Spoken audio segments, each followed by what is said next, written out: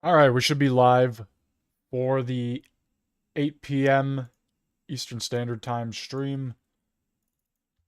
We got a interesting video out of left field here, an interesting headline.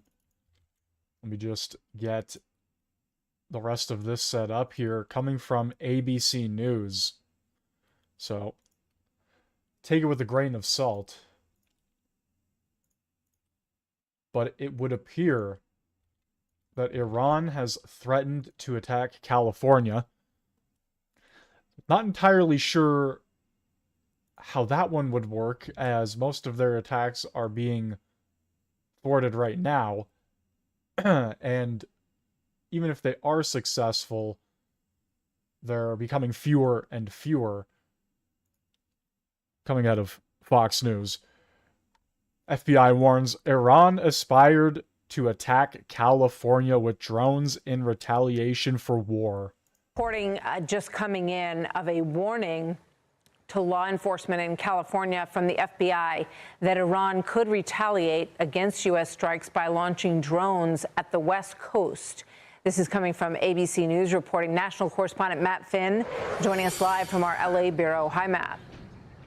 Hey, Martha. So there is this ABC report that the FBI has warned police departments here in California that Iran could launch a drone attack somewhere on the West Coast, possibly targeting California. This drone attack could, potentially come from an unidentified vessel. Well, I've talked to some LAPD sources who say so far LAPD has not been made aware of any credible drone threats here in Los Angeles. One LAPD source tells Fox News that there has not been any change in the department's posture in relation to any possible drone threat. The FBI is not commenting on the report about a possible drone threat either. Now, Fox News inquired with Governor Newsom's office, who did give us this statement that reads, the Governor's Office of Emergency Services is actively working with state, local, and federal security officials to protect our communities. Now, LAPD sources say that the federal government's warning to local agencies here about the possibility of an Iranian drone threat could have been under that general umbrella of death to America and not a specific targeted threat. We are actively looking into this reporting, Martha, and we'll keep you updated. All right.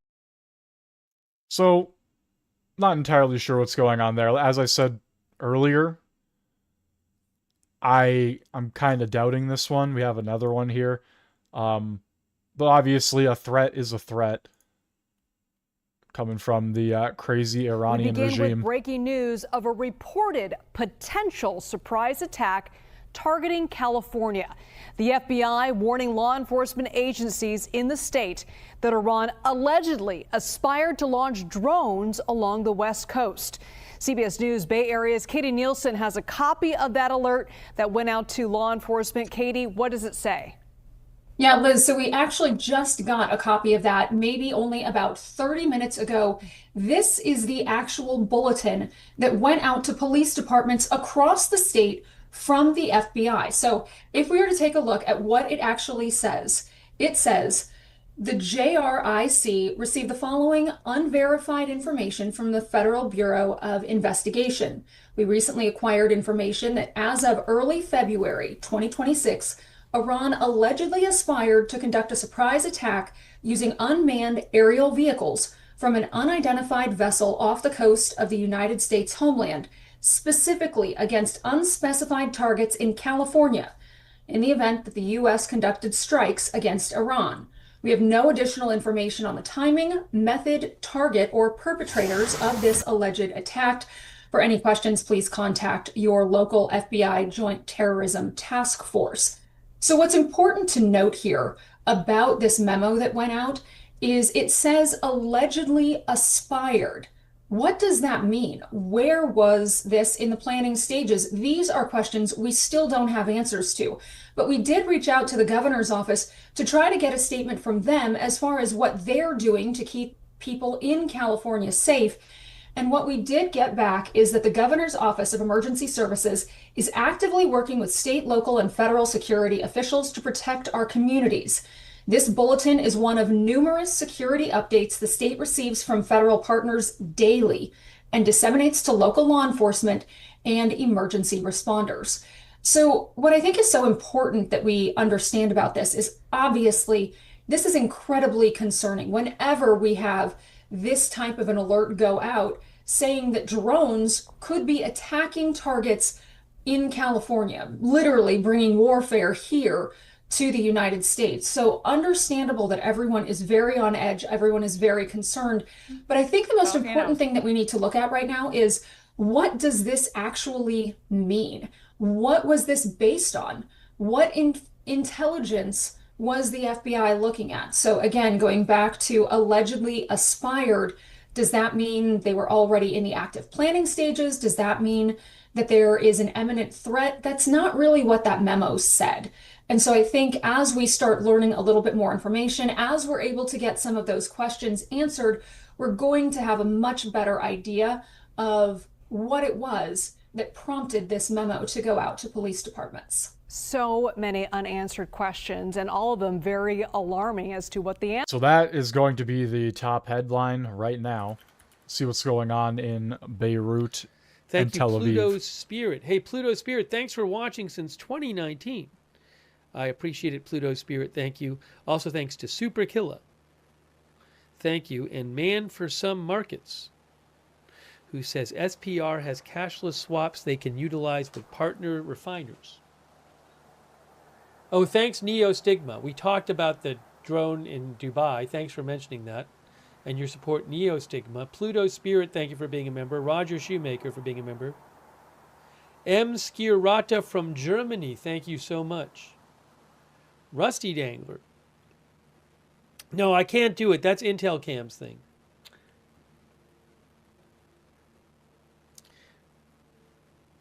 If you want to see the Intel Cams coverage, go to Intel Cams. I talked to Intel Cams, but just for technical reasons, there's no way we can do it. It can't happen. So if you want to see the Intel Cam stuff, you got to go to Intel Cams. But thank you, Rusty Dangler. I appreciate that. Thanks also, Shazad. Shazad Saeed, who says, Benjamin Netanyahu not been seen in 4 or 5 days? Is that true? I don't know. I have not heard any reports that anything is wrong with Benjamin Netanyahu. Myself. Not heard it at all. But thank you, Shazad Saeed. I appreciate it. If I hear anything about that, I'll let you know. Hey, Torment of Tantalus, that's so generous of you, who says, it's very possible neither the U.S. nor Israel know where the new Ayatollah is. So the pundits are trying to pressure the Ayatollah to make an appearance so his location can be figured out. Such things have been done before. Thank you, Torment of Tantalus. That's so generous of you. Thank you. Daddy Pronator, thank you. I really appreciate that. Thanks for that, for your support.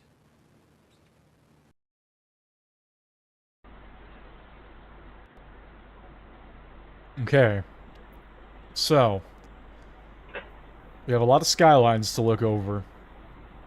There were things happening earlier in the day.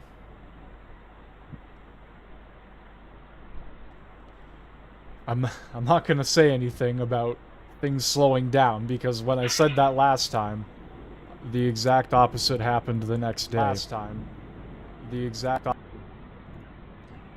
Kick.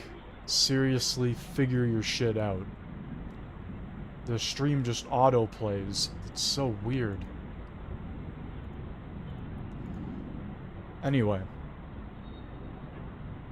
Alerts will be coming up, and I will let you know what's going on. But as of right now, not too much. So this breaking... We have a alert here, security alert. U.S. Embassy in Baghdad warns of potential attacks. News just moments ago, a security alert has been posted by the U.S. Embassy in Baghdad. Quote, Iran and the terrorist militias allied with it may be planning to target U.S.-owned oil and energy infrastructure in Iraq.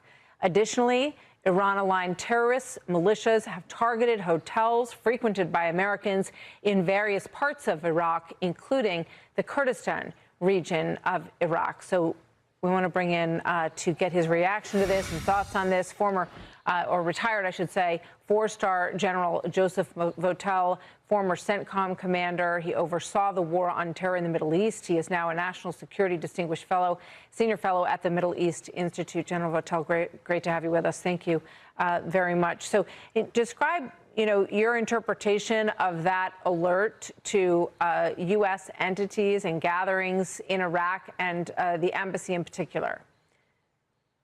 Yeah, thanks, Martha. It's great to be with you. I'm not surprised by this. I think this is normal warning activity that we do, in this case in Iraq, but in other places when credible threats to our installations or to our interests in foreign countries or in the Middle East emerge, and we have to take prudent action to warn people and make sure that we're prepared for this. This is an extension of what the regime has sown for so many decades with this network of terrorist organizations out there and militias that are very, very supportive. And of course, Iraq is a location where there have been Shia-aligned militia groups.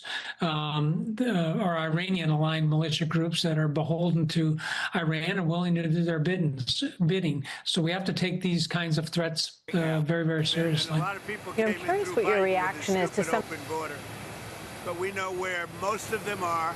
We've got our eye on all of them, I think. That's a lot of people. I sure hope so. That is it for us tonight. Make sure to follow me on social media, X, and of course, Facebook, and all the usuals, Instagram. Thank you for watching. Remember, it is America now and forever. Jesse Waters takes it all from here.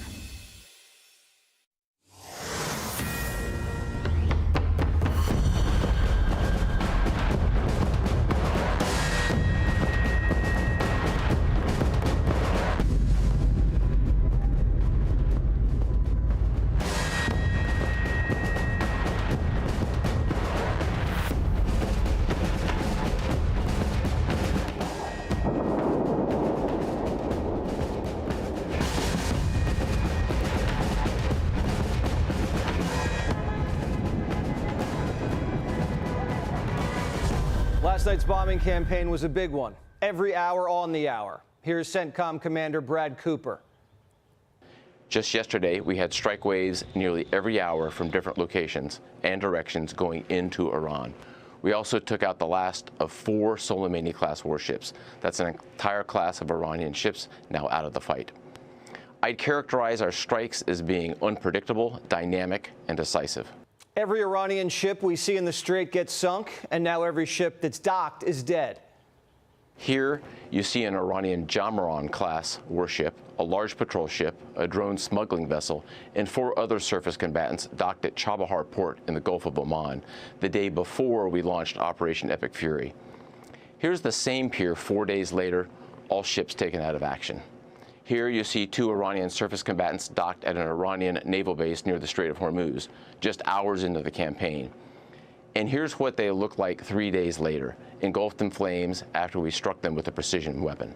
60 ships are gone, and now their ports are next. The president warned Iran to lay off the Strait, but overnight, a Thai tanker got clipped along with 2 others. And now another tanker off the coast of Iraq was also just hit. Trump's responding. Central Command's warning Iranian citizens to leave all Iranian ports. So far, we haven't targeted Iran's oil infrastructure. It could get lit up tonight. Operation Epic Fury is just about over 10 days in, and 5,500 targets have been struck. Over the last 24 hours, Iran has only launched 9 ballistic missiles. 9. U.S. firepower has decimated Iranian stockpiles, and now we're pivoting and hitting their defense industrial base. A ballistic missile manufacturing plant just got popped. This is critical to the mission. Disarm them and prevent them from rearming. The president telling Axios that the Air Force is running out of targets. There's practically nothing left to hit. Certain targets we're saving for later in case they don't behave. They've lost their Navy. They've lost their Air Force. They have no anti-aircraft apparatus at all. They have no radar. Their leaders are gone. And we could do a lot worse to one another. We're leaving certain things that if we take them out, or we could take them out by this afternoon, in fact, within an hour, they literally would never be able to build that country back. No one's seen or heard from the new Ayatollah. He's allegedly wounded, hiding in a bunker, and people think he has, quote, the charisma of a boiled potato. Soon he won't be able to pay his troops. Iran's largest bank was just hit in a missile strike. It's responsible for paying members of the Iranian military and the Guard. The country's already in a currency crisis. We're hearing some reports of desertions, and that could accelerate if there's no payday Friday. Trump telling Axios he can see the light at the end of the tunnel. You just said it is a little excursion, and you said it is a war. So which one is it? Well, it's both. It's both. It's an excursion that will keep us out of a war. For them, it's a war. For us, it's turned out to be easier than we thought. Tehran's only plan is to wait it out and hold the energy market hostage. After hitting tankers and refineries, Iran's threatening to hit Middle East banks. But their biggest target, the Strait. They haven't mined it, but they haven't made it smooth sailing. They started talking about mines, so we hit 28 mine ships as of this moment, 28. Like using the same weapon, the exact same weapon that we use against the drug dealers in the water. The United States cannot let Iran control the Strait, or even appear to control the Strait. The United States would lose power and prestige, and it would put a high bottom on oil prices. Ghost tankers are going out with Iranian oil over to China. But our allies' oil is under threat, and that's unacceptable. Chubb, one of the world's largest insurance companies, is promising to backstop the shipping. Trump says the tankers have the green light. Are you talking to the CEOs of various oil companies, encouraging them to use the Strait of Hormuz I think they should. I think they should. I think they should use the Strait. In my opinion, look, we took out just about all of their mine ships in one night. As a short-term cushion, the world's leading economies are releasing reserves, 400 million barrels. It's the largest oil release in history. Japan's taking the lead, and we're going to release a few million, too. And on top of that, Chevron and Shell are about to close in on the first production deal in Venezuela. We could get up to 4 million barrels a day from our new friend. Oil remained in the 80s today, and inflation came in at just 2.4%. Great news. But that's probably going to go up this month because of the war. Luckily, Saudi pipelines are pushing oil west into the Red Sea and avoiding all the drama. So we've got to protect the kingdom. China, on the other hand, taking a hit. There's a gasoline panic, and drivers are lining up around the block to fill up before the numbers jump. The president knows oil producers only have a few weeks before they run out of storage and have to halt production. So if the Strait can't fully open, we'd have to wrap this mission up by April. The Israelis might have a different agenda, full-on regime change. And they won't stop going down the kill chain until they find a guy they like. That could take a while longer than President Trump has patience for. We might not get what we got in Venezuela, but as long as Iran's completely disarmed and can't threaten America and the Strait with missiles, drones, and nukes, the president will take the win. U.S. intelligence believe the Iranians squirreled away what's left of their uranium into what's known as Pickaxe Mountain, a nearly impenetrable bunker buried deep in granite where evil scientists have been working around the clock, cobbling back together a program that was obliterated during Operation Evil Scientists. This sounds like some fucking movie. Midnight Hammer. The bunker busters might not be able to do the trick. Reports say special forces might have to be inserted to physically shut it down on the ground. And we also have Karg Island, 15 miles off Iran's coast, their main export terminal, essentially the country's cash register. Karg's Iran's oil lifeline. If we seize it, it's over. That option remains on the table. Both sides waiting to see who blinks first. So far, the president says, in a way, we've already won. Epic Fury! Is that a great name? Well, it's only good if you win. You know, you can only do. And we've won. They gave me a list of names at General. Sir, you can pick the name you'd like, sir. I said, the name of what? The name of the attack on Iran, sir. And they gave me like 20 names. And I'm like falling asleep. I didn't like any of them. Then I see Epic Fury. I said, I like that name. General David Petraeus, former CIA director and CENTCOM commander. General, the objectives, how far along are we into accomplishing them? I think we're quite far along, actually. Obviously, we had enormous success, 40 liters in the first 40 seconds. As the president noted, and you have noted, we've largely taken down their air and ballistic missile defense. We can now fly really at will with our non-stealthy aircraft, not just the stealth B-2 and F-35, but the B-52, the B-1, other fighter bombers. We've had considerable success against their Navy, needless to say. We've taken down probably at least 70% of the missile launchers and a substantial amount of the stockpile. The missile strikes, as you also noted, way down. We're still going after the drones, and that's, I think, proven to be a bit more challenging, frankly. They have thousands of them in tunnels. We're parked on top of the launch sites, as you would imagine, going after them. But that does remain a challenge in various ways, and that has, of course, that was the source of the loss of our 3 heroes in this war so far and serious wounding of a number of others. A variety of other targets that we've taken out, of course, a lot of the regime forces, their headquarters, their subordinate leaders, large depots, bases, the naval bases, and so forth. So we're very well along in this. The problem is that there still are challenges there. And I think probably the biggest is what you highlighted, the Strait. There still is a threat. 4 ships were attacked today. One of those along the way of the 14 that have been hit so far was hit by an unmanned surface vessel. There's the threat of short-range missiles. You can lay mines with other than mine layers. You can actually use fast boats and so forth. It depends on the type of the mine. There are some mines, reportedly less than 10, that have actually gone in the water. If we end up in a situation where they mine the strait, that will be very challenging as well. So I think the president has got a lot to calculate here.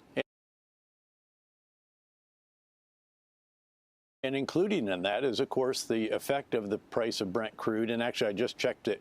It was back up to about $92 a barrel. And if the markets really are hanging on his every word, will we end it soon or will we end it later? And that's an awfully big question for those markets. I should note that for crude oil, the Saudis can get 5 million barrels out to the Red Sea, not through the Gulf. The Emiratis can get a modest amount out directly to a port outside the strait as well. But this is 20% of the world's crude oil, and maybe even more importantly, it's 20% of the world's LNG. And there are not large LNG stockpiles the way there are the strategic stockpiles of oil, noting that the decision was announced today that the large countries of the world will release about 400 million barrels of oil to try to offset what is being lost out of the Gulf. But of course, that's really 20 days worth of this. Only 20 days. That's wild. That's a lot of barrels, too.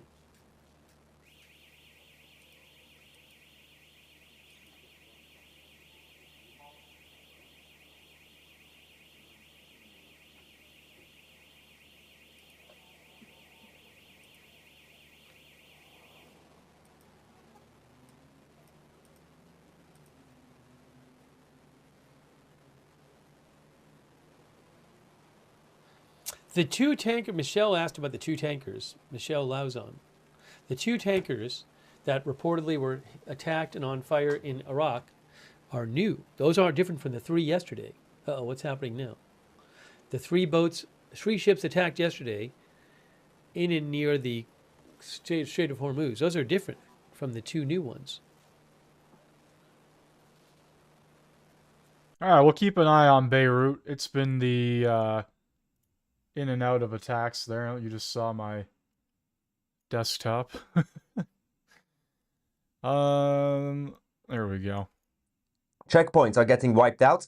The state TV in Iran themselves confirmed that at least 10 have been destroyed, and more happening. Let's quickly go to, the checkpoints like this. This is earlier tonight. We've had a lot of videos like this coming out. So you can see some of them are just walking around with guns, patrolling the areas. They're scattered around, basically. And then they basically stop the cars there. You can see there's like 4 or 5 of them. Shooting at someone for no reason. Yeah, so these are the sort of checkpoints that we've been dealing with, right?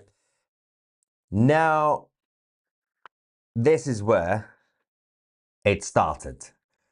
Mossad, presumably because they are the ones who have access to the drones right now, unless the IDF are also helping Mossad on this operation directly. Street level footage showing the drone strikes on the Basij, IRGC Basij checkpoints. One person says, here was the checkpoint. It was full. They hit everyone. Everybody's dead.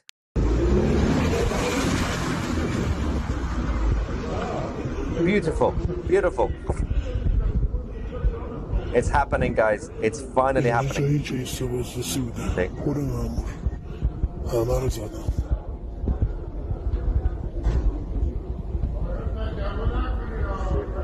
Yeah. Meanwhile, we're also going to talk about the situation in Israel, especially northern Israel. Hezbollah have been launching a huge number of rockets towards the country. Some of them have actually hit mostly the Arab neighborhoods in northern Israel. But someone who can't speak English, Tim says, FU membership, not membership, some or are skint. I think he's trying to say some of us are skint. So the thing, Tim Potter, the thing about the world that you grew up in, I'm assuming you grew up in the West. So we live in a world and society where we have a market economy, right? Free market capitalism, which means, unlike North Korea... Okay, yes, we get that. Let's go back to Beirut. I'll skip ahead on this and see if I can find the next part here I wanted to show.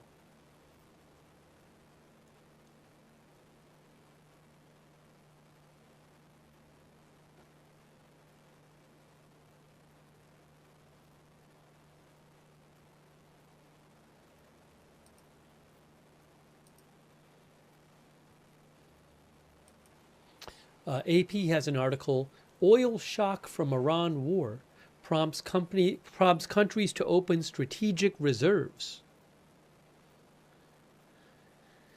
A widening war in Iran has halted oil tankers, made targets of refineries, and spooked investors worried about the cascading impact of spiking energy prices. In response, the International Energy Agency agreed today to release the largest volume of emergency oil reserves in its history, pledging to make 400 million barrels available from its member nation stockpiles. 107. That's crazy. That along with the California threat, pretty big headlines. Hezbollah have been busy tonight. They have been targeting Israel massively. A huge number of rockets have been launched towards the northern parts of Israel. Let's quickly go and see the moments of the attacks and then also the damage in Israel.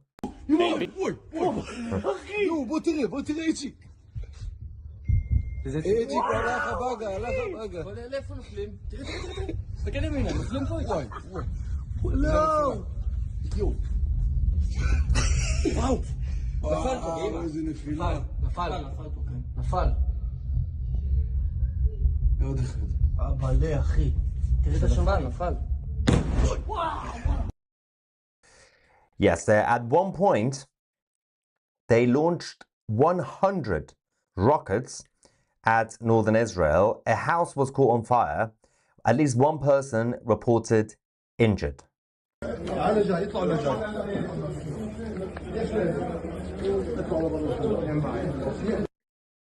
Now, there is one of the things to confirm is also that because northern Israel has been hit and northwestern Israel, just on top of Tel Aviv, a lot of the Arab villages, the Arab Israeli villages have been hit. So, which means that the Hezbollah Islamists are hitting fellow Muslims in Israel. So, well done again, as usual. This is, I think this is actually Kafkana, which is actually the second Arab village that's been hit today. We have a footage. That's the damage, one of the houses.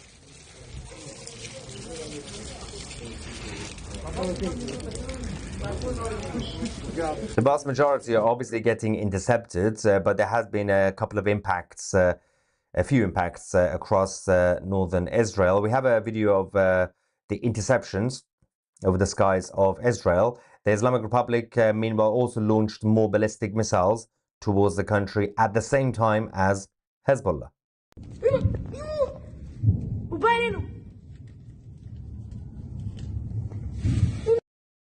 Yeah, a lot of interceptions, but the Israelis also decided to immediately retaliate, and Beirut is getting hit as we speak. Over the last couple of hours, multiple Hezbollah positions, that includes the official sites, but also the temporary bases, have been targeted in the south of the capital in Beirut.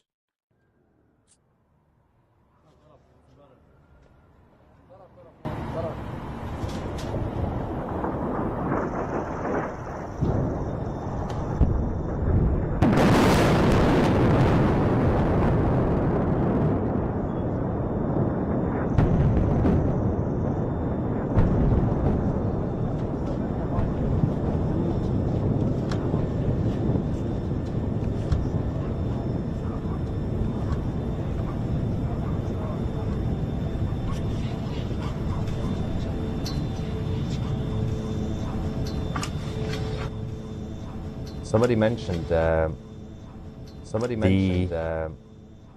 Lego video from Iran.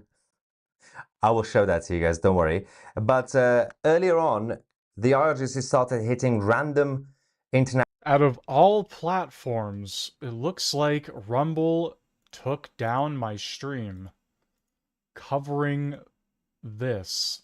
Wow. Is that for real? It's gone. They flat out just nuked my live stream off of their platform. That is fucking wild. I wonder why. Alrighty then, moving onward. National commercial vessels. They also hit the oil facility in the UAE and also in Oman. I don't understand what they're doing. I don't understand what their strategy is supposed to be. But we have this video that was actually filmed by Chinese sailors near the Fujairah oil storage facility in the UAE. The Patriot interceptors tried to obviously stop 2 of them.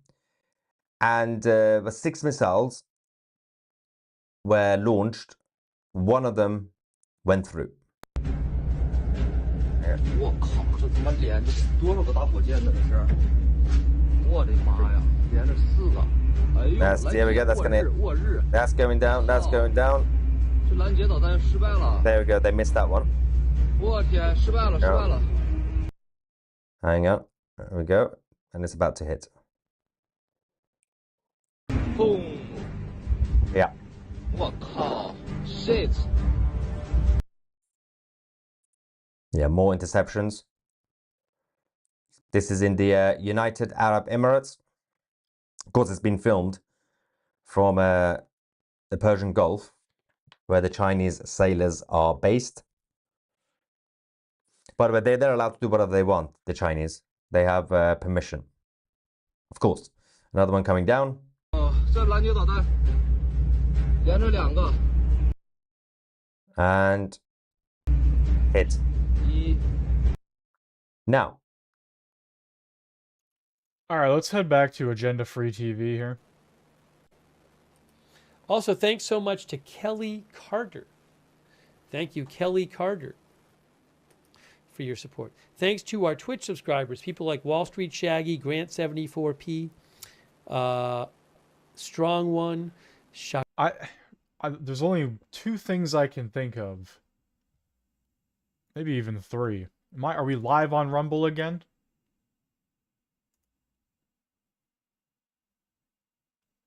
Maybe even 3. Yeah, okay. That made no sense at all. They took it down because I was showing either Fox News clips, they didn't like the title, or or something that was shown was not... what happened there?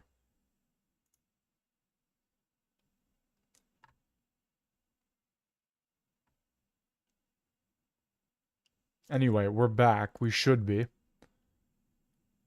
Quite frankly, if Rumble's gonna do that, I thought they were like the #1 platform for freedom of speech and shit like that, and they're just going out of their way to delete the stream. Okay.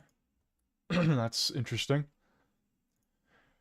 If it happens again, going forward, I'm just not going to stream on Rumble, because why the fuck would I continue to do this on this platform for free?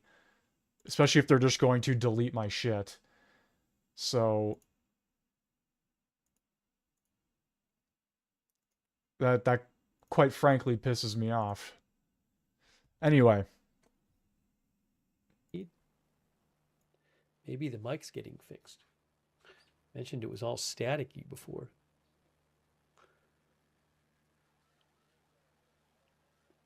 Thank you, Sam JB. Joining me now, U.S. Ambassador to NATO, Matt Whitaker. Ambassador, thank you for being with us here today. Perhaps you can help us understand a little bit what that red line might be for the Gulf states. Well, good to be with you, Will. And I think it, needs to highlight how successful this operation has been for the first 11 days. Obviously, our Gulf allies and those that are, taking a lot of these incoming ballistic missiles and drones, do have an ever decreasing amount of patience to not join the fight. And, in a coordinated manner, there may come a time where they join the United States. But, right now we have devastated their Navy. They're combat ineffective. We've taken out, dramatic amounts of their ballistic missiles and drone capabilities. And most importantly, Will, we've taken out their ability to produce more. And I think that, and with air superiority and dominance that we have right now, we can continue to methodically take out all their ability to produce these things. And so, I think President Trump gets all the credit for this successful effort together with our military. And, Iran should be careful, because if they provoke the Gulf allies to joining the fight, I mean, that could be even more, bombs on their head and more firepower behind the United States and Israel's efforts. So Gulf states may soon join the United States of America. On the other hand, there are reports that Russia has been assisting Iran with advanced drone targeting strategies used in Ukraine now being deployed to Iran. What is the involvement? What is your concern over Russia? Well, I mean, this is a terrible development if true. Obviously, Russians have denied it. Steve Witkoff has talked about his conversations with the Russians and the fact they denied it to him. We do not need the Russians involved in this. In fact, I'm hoping, and I'm certain that President Trump expressed that to Vladimir Putin on their last phone call, that they should stay out of this. This is a United States effort, and we do not need them taking a side on this fight. But at the same time, the Russians do have capabilities. A lot of those capabilities they have developed on the battlefield in Ukraine. But, they should be very careful if they try to join this fight. Russians should be very careful if they try to join this fight. What can you tell us about China? China is one of the biggest potential losers with a relationship with the existing regime in Iran. We know what they import in terms of oil from Iran. Has China stayed out of this fight? Well, on the one hand, China certainly is not participating and is not aiding and abetting the Iranian demise, because that's what's happening slowly but surely. We're 11 days in, and they have been dramatically impacted by our attacks, and they're going to unconditionally surrender, as President Trump has said, one way or another, whether they know it or not. You should pray that it pays off, because if this operation's successful, everyone, including our children, will be safer and wealthier. We're not saying it's going to be easy. It's not. The Iranians aren't going to go down without a fight. The FBI's warning that the regime's been plotting a drone attack on California. We've already stopped Iranian assassination plots before, and hopefully we stop this. But the left says we won't. Just came from a 2-hour closed-door classified briefing on the war.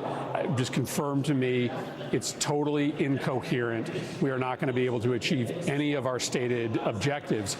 This is a disaster of epic proportions. We can bet pretty safely that Iran has a higher pain threshold than Donald Trump.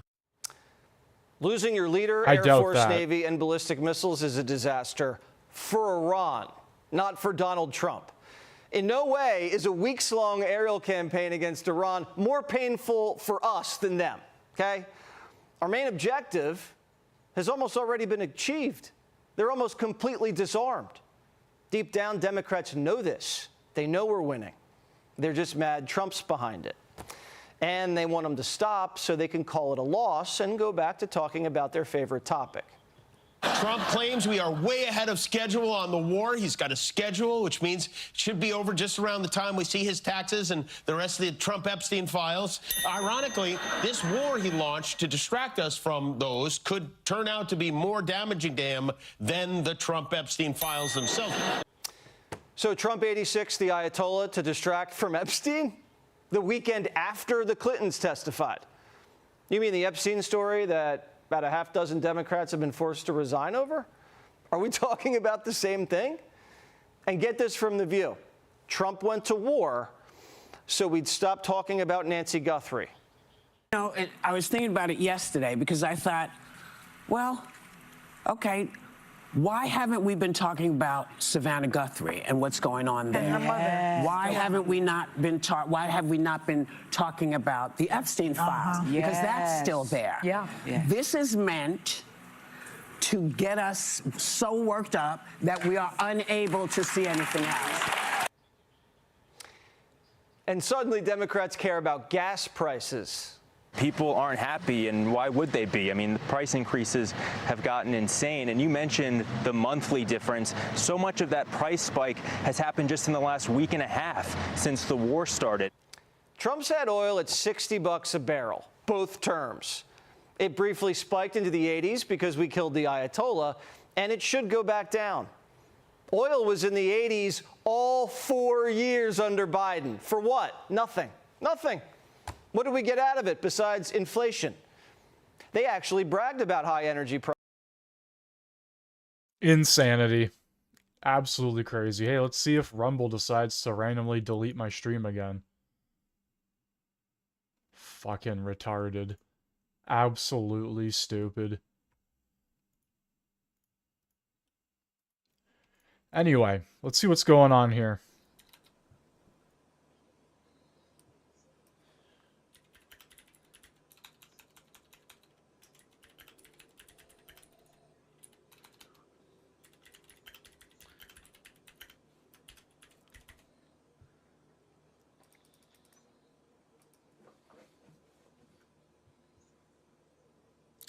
Oh, Dubai is in the UAE, yes. I said Dubai, but Dubai is not a country. Dubai is part of the UAE. Sorry about that, if I said it was. If I said it was a country, that's clearly incorrect.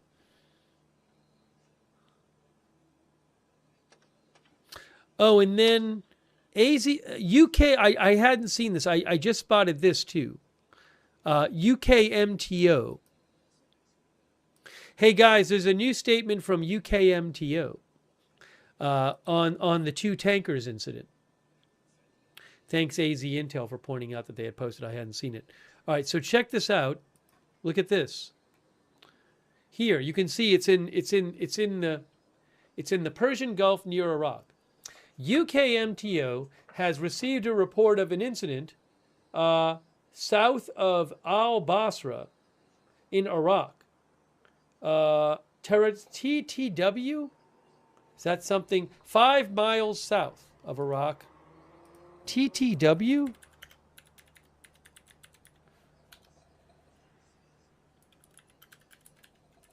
Some kind of abbreviation? And oh, I territorial don't see how waters you could is call it that, do you? No, I don't, Jesse, but I think I know what's actually going Benny on Johnson. here. You see, President Trump, before becoming president, and the first one in American history to run and win a second time, was a host of a reality TV game show called The Apprentice. So Trump actually likes raising the stakes. And that's personally what I believe is going on here. The world's highest stakes game of I know you are, but what am I? What President Trump is doing is proving that Democrats will be against anything that he is for.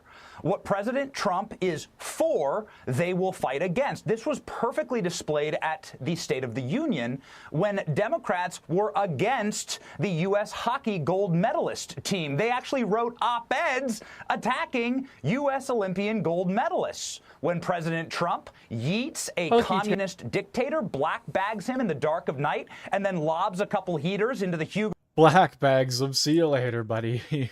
Chavez Memorial on their way out just for fun with Delta Force. Democrats were against that. They were rending their garments and screaming and weeping as Maduro was frog marched through New York City. Democrats are against voter ID. They say so explicitly, proving once again that they are not for the American people, as they proved during the State of the Union when they wouldn't stand when Donald Trump pushed this game to the limits and said, are you for Americans or criminal aliens? Democrats wouldn't stand up. They lose every single round. Ding, ding, ding, ding. And here we are killing the Ayatollah, somebody who has caused enormous amounts of horror and tragedy and suffering for American soldiers in the Mideast, not to mention everybody else who lives there. And the Democrats are against that as well. I'm just surprised, Jesse, that a left-wing federal judge hasn't ruled that the Ayatollah is still in charge of Iran and alive. I mean, is the Democrat strategy to put the Ayatollah back in power? Because that's what it seems like. Do they want to go back in time and say Trump shouldn't have killed him and all of his henchmen, and he should have just left the missiles pointed right at us? Yeah, I mean, I think they'd change a lot if they had a flux capacitor and could go back in time. I'm not sure they would have let the whole Joe Biden, Kamala Harris era play out the way it did. But nonetheless, they are very upset at this, and they're very angry that what they've got instead of an Ayatollah in Iran is the cardboard Ayatollah. I'm not sure if you've seen this. Yes. It's one of my favorite things out there. They have a brand new cardboard Ayatollah. Kind of looks like a pizza box. From Domino's. I don't think things are going very well there. And the best part about Trump's wars, Jesse, is that they're over faster than the majority of the country can decide whether they're for or against them. I pray that that's what happens here. It seems like that's what's going to happen. And everyone can just wake up and like look at their X feed and go, oh, am I supposed to be upset about this?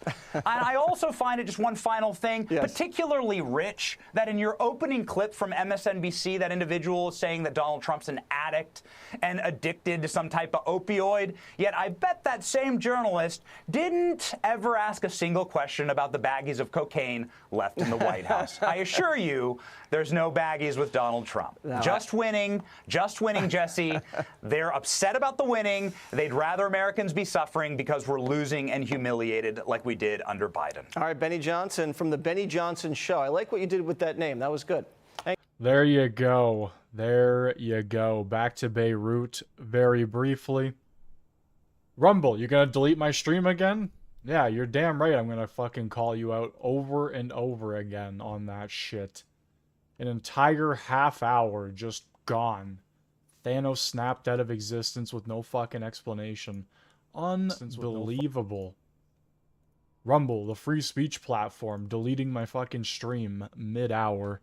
Unreal, dude.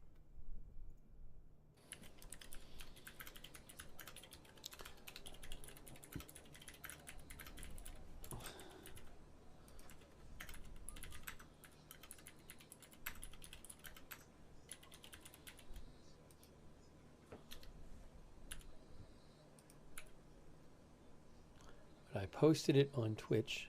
Thanks, Vincent Benoit. Thanks, Vincent Benoit, for the Facebook stars.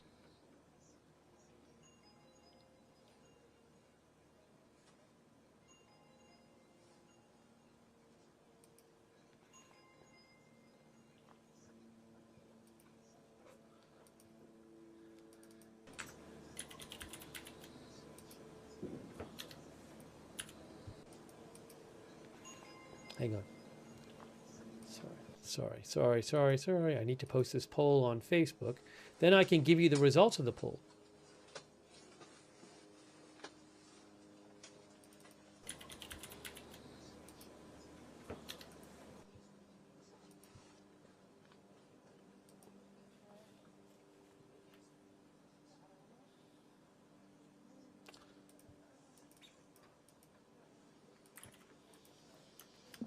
One week,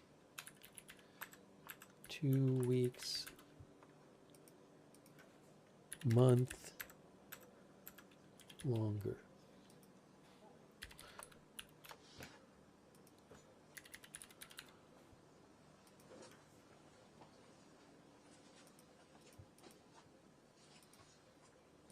I have activated the poll.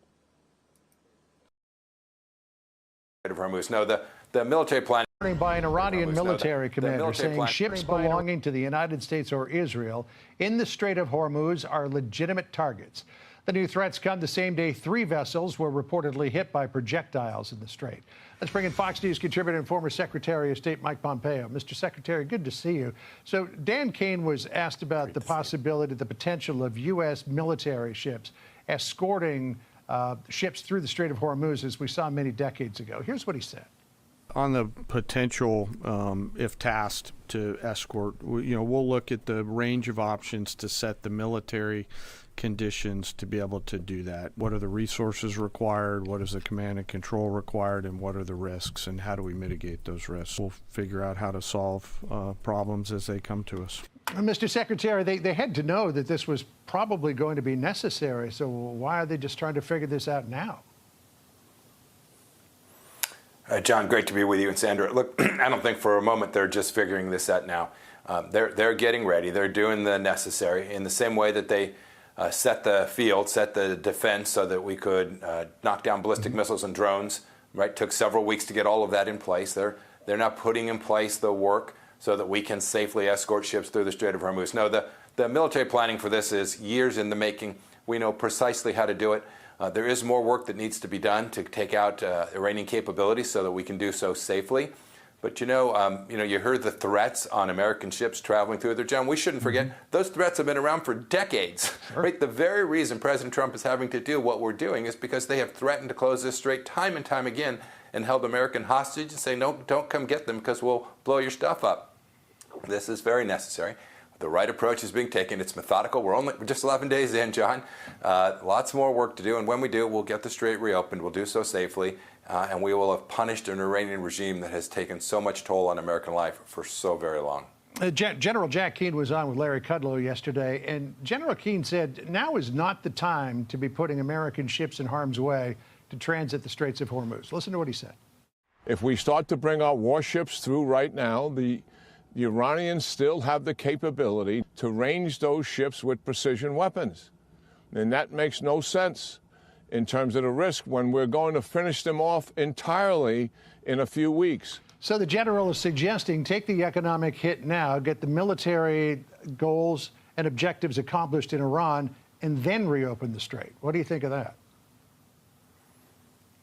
Yeah, as usual, General Keene's spot on. The sequencing matters. I think that's actually what you heard the general saying about getting ready, doing the risk mitigation work that is necessary.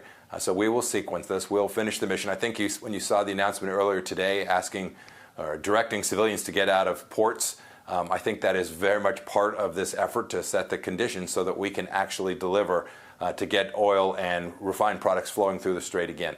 I'm very confident our military can execute this.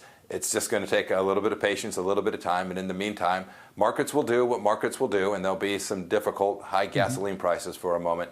But we should never forget the ultimate objective, right? The goal there is to reduce a risk that's been sitting on us for an awfully long time. So the new supreme leader who was elected the other day, Mojtaba Khamenei, there are reports that he is severely injured. I mean, so much so that he wasn't able to attend his own inauguration the other day. What do you know potentially about that? Yeah, I just know what's been reported, but I also know who he is, right? He's in his mid-50s, somebody we studied when I was at the CIA a lot. We were thinking about. All right, we got this right now. Do you want to go right now? Joint Base Andrews, President Trump is speaking. They are absolutely being destroyed. Iran is being absolutely decimated. That's all I can say. President Trump, what have you heard about this bulletin that some law enforcement put out about a possible Iran revenge plot in California, where there would be some kind of a boat offshore launching drones towards the... It's being investigated, but you have a lot of things happening, and all we can do is take them as they come. And the war itself is being prosecuted as well as anybody has ever seen, and this is other countries telling me too. Big countries, powerful countries, they said they've never seen anything like it.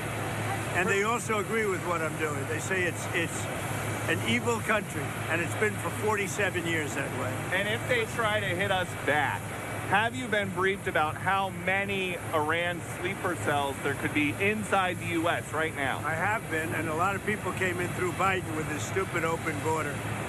But we know where most of them are. We've got our eye on all of them, I think. Is it dozens? They came in through the open border policies of Sleepy Joe Biden, one of the worst president in the history of our country. And we've got our eyes on all of them. But the war itself is being prosecuted at a level that nobody's seen before. It's pretty amazing to watch. Can you give us a timeline on when you're planning to tap the Strategic Petroleum Reserve, a timeline of when that could happen? We're going to be doing it very quickly, and then we'll fill it up. We'll fill up our reserves. You know, if you remember, I filled them up, and then I had a deal to go at the highest level, a level that's never been, and Schumer and the Democrats for $25, and it was turned down. You remember that, Peter. Almost before your time, but not quite. But it was, we had a deal at $25. Think of that, $25 a barrel, and the Democrats turned it down. We're going to tap it out like it's never been, but they turned that down, and now it's a lot higher. Are you considering having the U.S. Treasury Department buy oil futures as a means to keep the oil prices down or bring the oil prices down? We're going to be in very good shape. You see what's happening. They are pretty much at the end of the line. Doesn't mean we're going to end it immediately, but they've got no Navy, they've got no Air Force, they've got no anti-air traffic, anything. They have no systems of control. We're just riding free range over that country. And now we're going to look very strongly at the Straits. The Straits are in great shape. We've knocked out all of their boats. They have some missiles, but not very many. I think we're in very good shape. The main thing is we have to win this. They win it quickly, but win it. And there are many people, I'm just watching some of the news. Most people say it's already been won. It's just a question of when. When do we stop? We don't want to let it regrow. And ideally would like to see somebody in there that knows what they're doing. In other words, hey, thanks so much, NW5451. Who says the war between Iran and U.S. has been going on for over 40 years. It won't end soon. Thanks, Princess Teapot. Thanks, Space Dust. Thanks, Christine Gagnon. Thank you. Also, Rob PZ. Rob is shilling stocks. Rob, please don't shill stocks in our chat. Thanks, Dude Guy Show.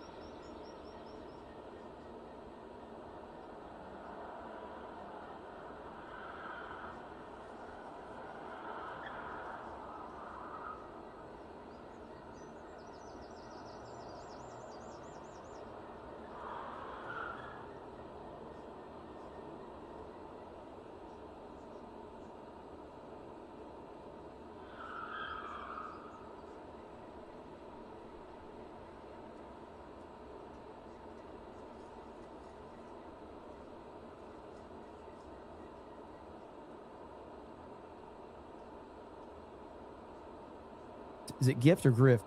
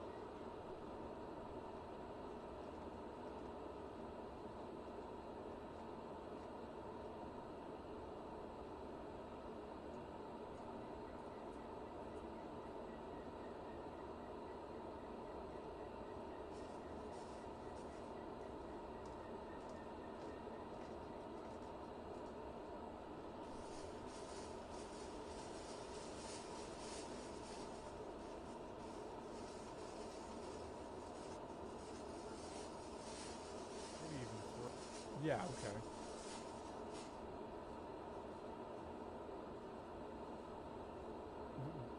That made no...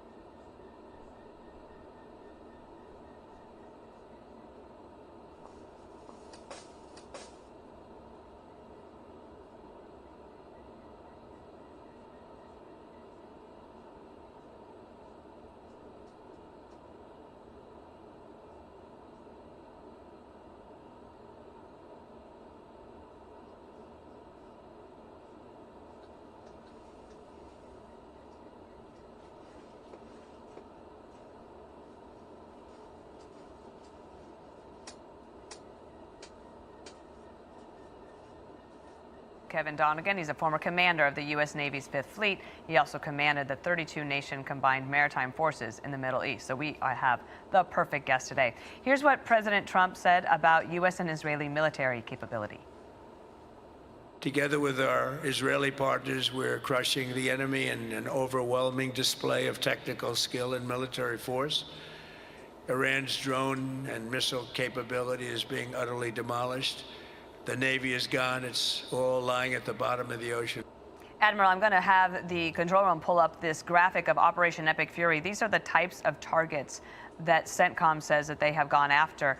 Your thoughts overall on what you heard this morning from Kane and Hegseth? Yeah, well, I heard three things loud and clear. One is very clearly articulated points that we're winning this. That was clearly articulated in what the Secretary said and also what the Chairman said. The second thing was that we have clarity of mission and that the intensity is going to continue to rise, and we've heard that consistent theme. And then the third thing we heard was the timeline, and the idea being that the timeline, this is not an endless war, but it'll end when the President says that we've met those key objectives that he laid out, the destruction of their, basically, power projection outside their borders, and at the same time getting deeper at their capability to rebuild. Those were the key things that I heard said today. Vice Admiral, the Iranian strategy has apparently been to basically lash out at everybody in the Gulf. They've been bombing, missiling, droning all sorts of Gulf countries to, I guess, try to make it as painful as possible for everybody involved to see if the U.S. or Israel will take their foot off the gas. Do you think that strategy has backfired? I think it's been a miscalculation that the Iranians made. And the reason I say that is because the idea, as you imagine, was if they did this, they drive a wedge between the Gulf allies and the rest of the world. The problem is, for the Iranians, is that this action comes on the heels of them bloodily oppressing protesters. So on the back foot to begin with. And then second, the Arab nations in particular said, hey, we weren't part of this, you attacked us. And so now they're working together with us to defend their nations. So I think that's backfire on that. However, there is pressure on the markets, and that's why you hear, I think, the president talking about, hey, we have attacked their Navy, and you heard the Secretary say the same thing. And when they say Navy, they don't just mean the ships. They mean the capability of the Iranians to hold hostage the Straits of Hormuz. And that is what ends up driving up the oil prices, as you just heard. So the idea being, when this is over, they won't have that same capability to hold that Straits hostage. Sure, I want you to listen to General Kane here about the yellow shirt sailors. Watch. Aboard ships like the USS Ford and the Abraham Lincoln are a special group of sailors I want to highlight today. These are the men and women, the sailors up on the roof running operations on the flight deck. With an average age of the early 20s, these young sailors, known for